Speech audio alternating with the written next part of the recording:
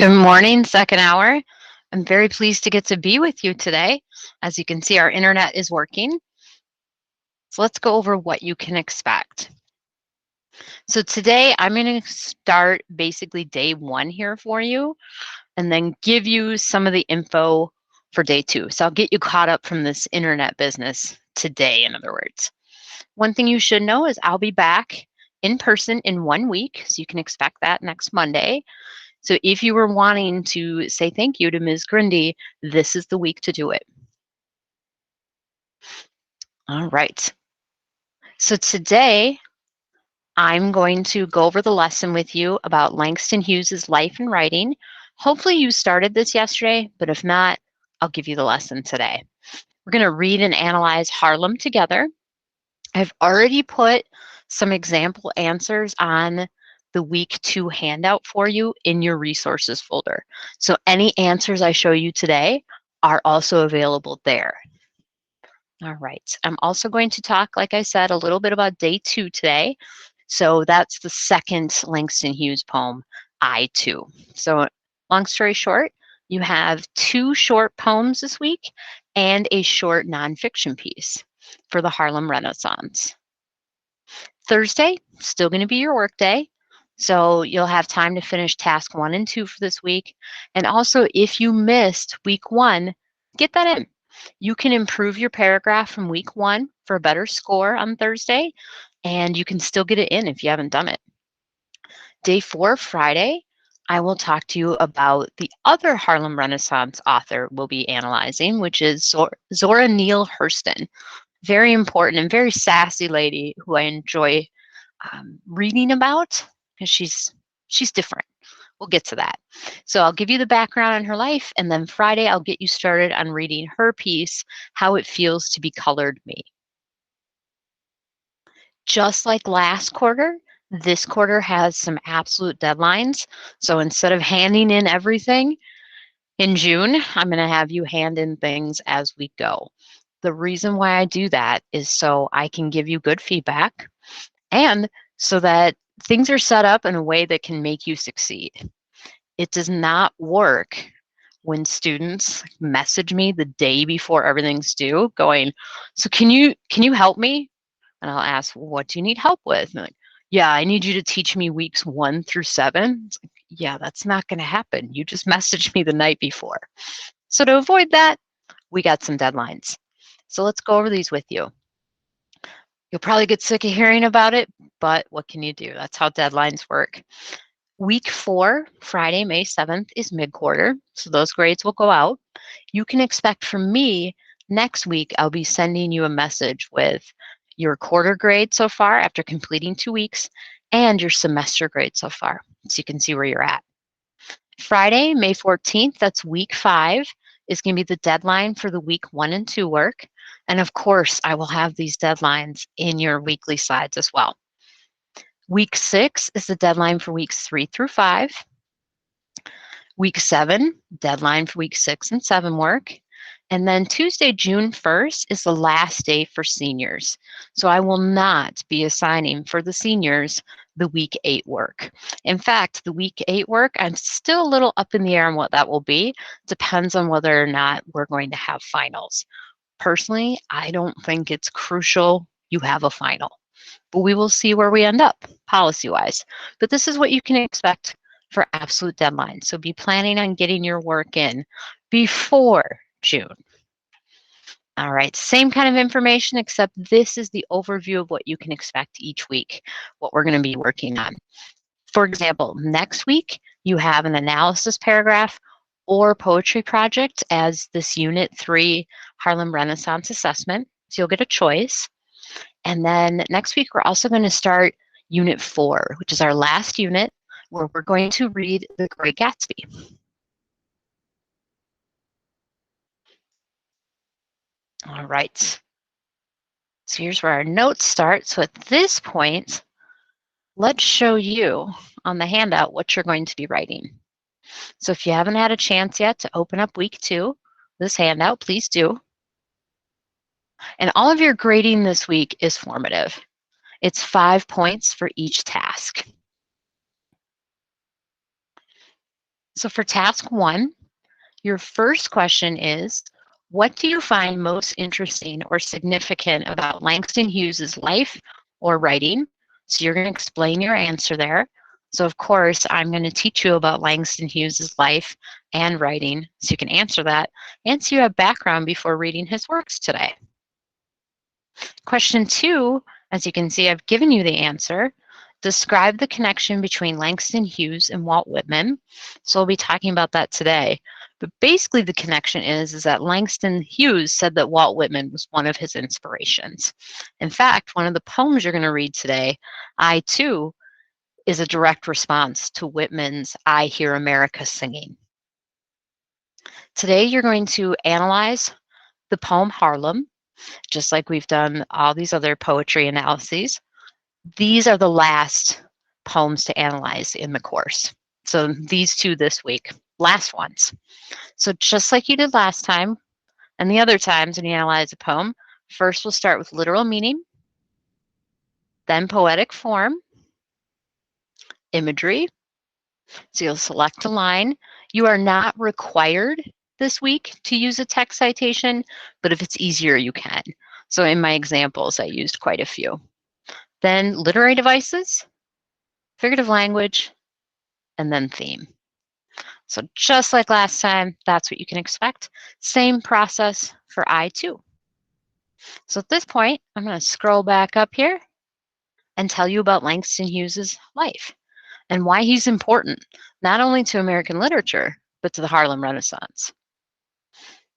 So we've already talked last time about what modernism is and what's different between the Unit 1 and 2 authors. Essentially, these authors in Unit 3 here are more pessimistic because of what they've gone through. They also tend to be fighting more for specific social causes rather than general ideals. So let's tell you about Langston Hughes.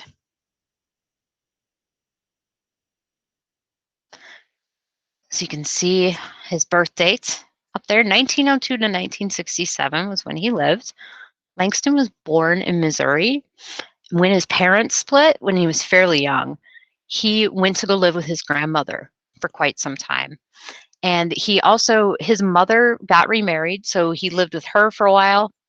Long story short, Langston's background was one of diversity. He lived in several different places with several different people. His grandmother was partly white, so he had the experience of both races growing up. He knew quite a bit about the culture of both. He also, a lot like Whitman, worked a lot of jobs as a young man. He worked on the sea. He worked for a cruise line. So he got to travel to Europe, Africa. He, of course, lived in Harlem for quite some time. Hence, he's part of the Harlem Renaissance. So he had a diverse background that helped inform his poetry. He also really enjoyed talking to people. So wherever he went in his life, he was a talker. He would get to know the people around him. He didn't just write poems. He wrote books, short stories, plays, a screenplay, but he's most known for his poetry. In fact, his poem Harlem is in just about every literary anthology you can find. In other words, it shows up in textbooks a lot because it's a powerful poem. It's also a really good poem to use for teaching poetry because it has such clear imagery. So here's why he is significant. And hopefully in a moment here, you'll be able to write down one thing you found interesting or significant about his life. So he's one of the few Harlem Renaissance writers who wrote specifically to a Black audience about their struggles and triumphs. And this wasn't just in his poetry, he was in his articles as well. He was very clear about what he felt the Black experience was and how it differed from the white experience in America. So that's one reason why he's significant. Another is he helped lead quite a few of the Harlem Renaissance writers. He helped them out. So if you moved to New York to join this movement, if you were a writer, Langston Hughes was often one of the first people to be your connection. He helped people find apartments. He even let some writers like live on his couch until he could find a place. That's the kind of guy he was.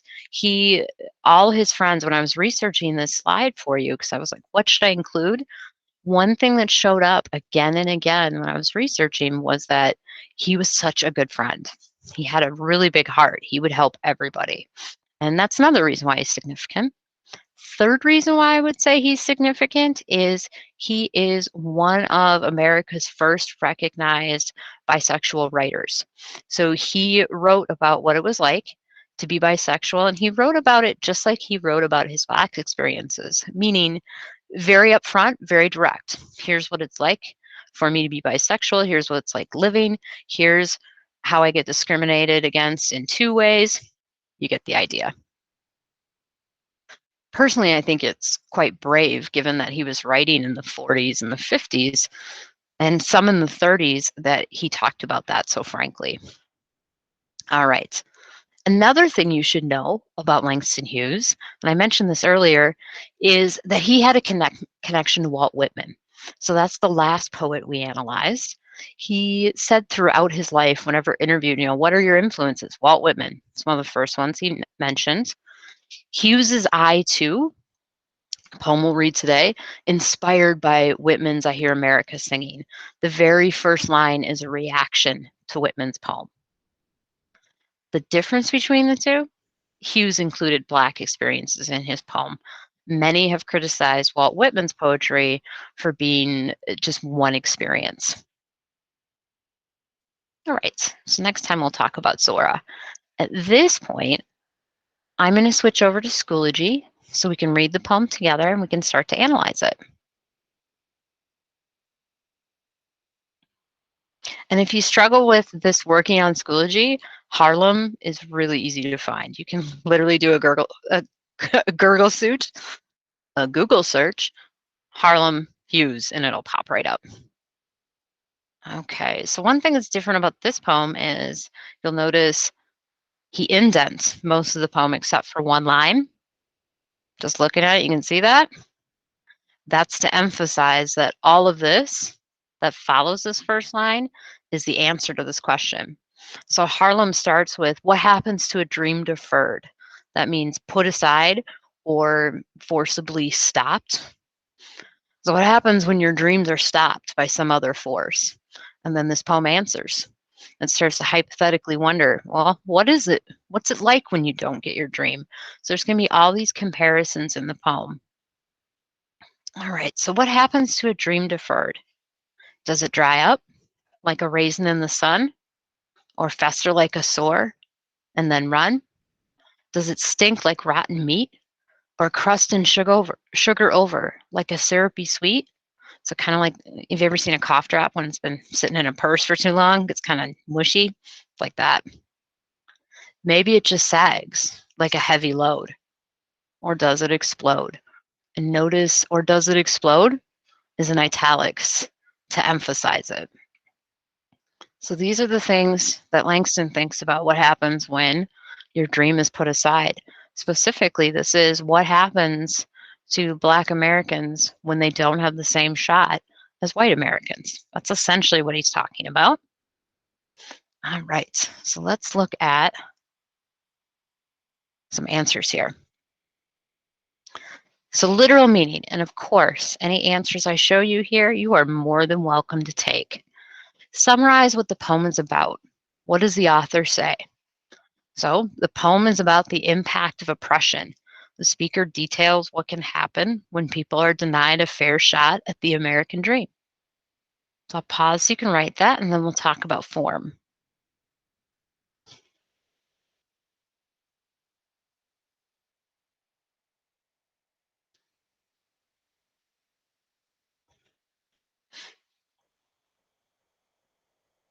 So let's look at this again to find what type of poem is it. Is there a rhyme scheme? So what happens to a dream deferred? So that would be sound A. I don't see any others that rhyme with deferred, so sound A. Then up, sound B. Are there any other sound Bs? Anything that rhymes with up? Nope. Then we have sun. Sound C. Is there anything that rhymes with sun? Yes. Run. So you would write A, B, C, C. You may have noticed in first reading it that there were a couple of things that rhymed, but not everything. For example, meat and sweet rhyme, but the last two lines rhyme with one another. Maybe it just sags like a heavy load, explode. So how do we write that? If it isn't iambic pentameter, which it isn't, it's not rhyming couplets, how do you write that? So what you write is lyrical. This means there is a rhyme scheme to the poem, but it doesn't fit one of the known formats like iambic pentameter, tetrameter. You get the idea. So you just write lyrical, and that literally means some parts rhyme. And then here's the rhyme scheme. A, B, C, D, C. So this shows C shows up first, then there's D sound, then there's a C. Okay, you get the idea. I'm going to pause so you can write that. And then we're going to talk about imagery. Like I said, you're going to do this exact same process for the poem I Too. Okay, so imagery. You're going to choose, just like you have in the past, either a phrase from the poem in a text citation that really stands out to you in your mind, or you're going to describe a part of the poem that really stands out to you in your mind. What kind of images are there? All the images in this poem, as you notice, are negative. They're gross. There's rotten meat. There's a crusty like cough drop. You get the idea. There's even a sore. I picked this one. So here's my citation. These ellipses show that I'm not using the entire line, just part of it. So fester like a sore, line 4. And then I have to say meaning or how or why the imagery captured my attention. There's a lot of gross descriptions, but this was the grossest to me. Pause so you can get that, and then we'll move on to figurative language. Literary devices you're going to find on your own.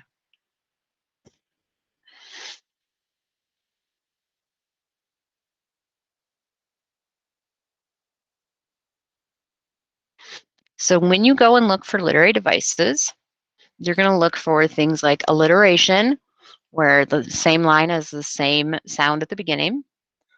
Onomatopoeia, that's where a sound is its meaning. Repetition, so things that are repeated. Cataloging, and parallelism. So cataloging is where you list things. Parallelism is where you have a phrase in one line that's very similar to a phrase in another. So you decide which of these fits. Oh, I forgot one. I forgot to mention rhyme. So you could talk about why do some words in this poem rhyme. Personally, if I was writing this example, I would write rhyme. I think it's the easiest one. And as you remember, for effect and meaning, for any literary device, when you're analyzing a poem, effect and meaning is always going to be, it affects the flow of the poem, because devices are all about that. Okay, so you can always have that answer for effect and meaning. Helps the flow of the poem. Pause so you can write that. And then we're going to talk figurative language and what you should do for that.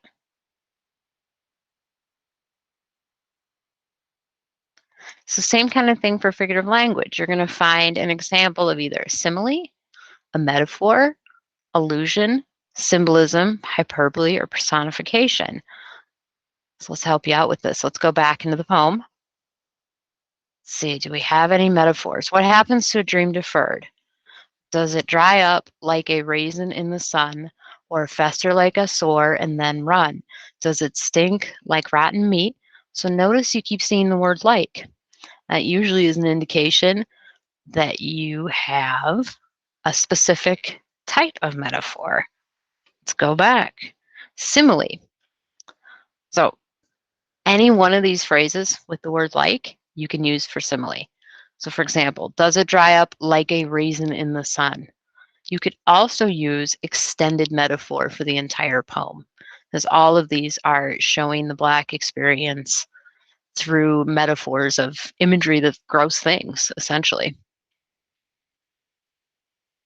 So for figurative language, I would write simile. And then one of the lines there that has like, effect or meaning, he's trying to show that having your dream put aside is bad. So effect or meaning could be gross imagery or gross figurative language to show meaning. Now pause for a minute. So you can write any of those things, and we'll talk theme and read I2.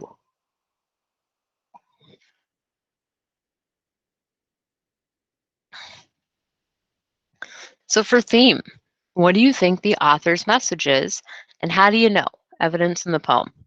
And of course, you can take my answer. So I think the author's message is that when people are denied equality, results are negative.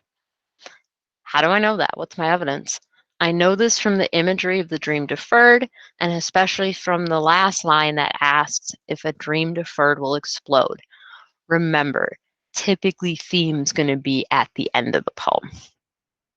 Pause so you can get that, and then I'm going to switch over to I2 so I can read that with you.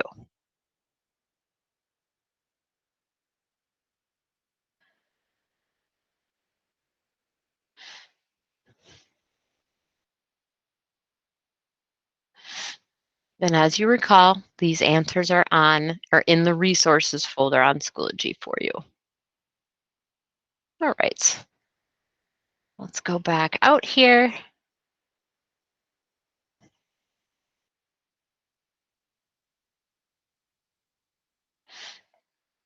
So this is your second poem to analyze.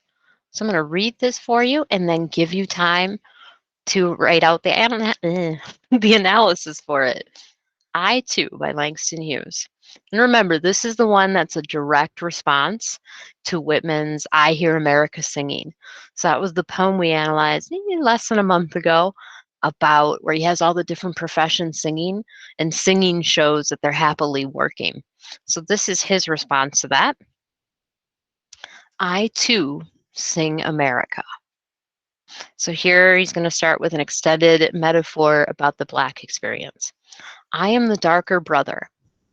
They send me to eat in the kitchen when company comes, but I laugh and eat well and grow strong. Tomorrow, I'll be at the table when company comes. Nobody'll dare say to me, eat in the kitchen then.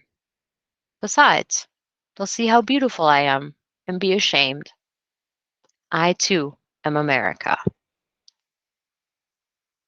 So what's this extended metaphor? Well, they send me to eat in the kitchen. Here we have the first stanza. They send me to eat in the kitchen when company comes. So it starts with a negative, like, nope, you're not good enough, off you go. But it ends in this stanza with positives.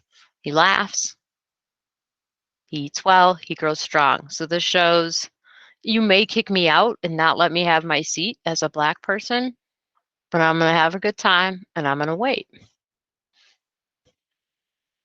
And then he talks about what'll happen in the future. That's what this is. Tomorrow, I'll be at the table when company comes. So in the future, I will be included. And then he ends with this positive. Besides, they'll see how beautiful I am and be ashamed. So he's trying to explain that Black folk are just as beautiful as white folk, in my opinion.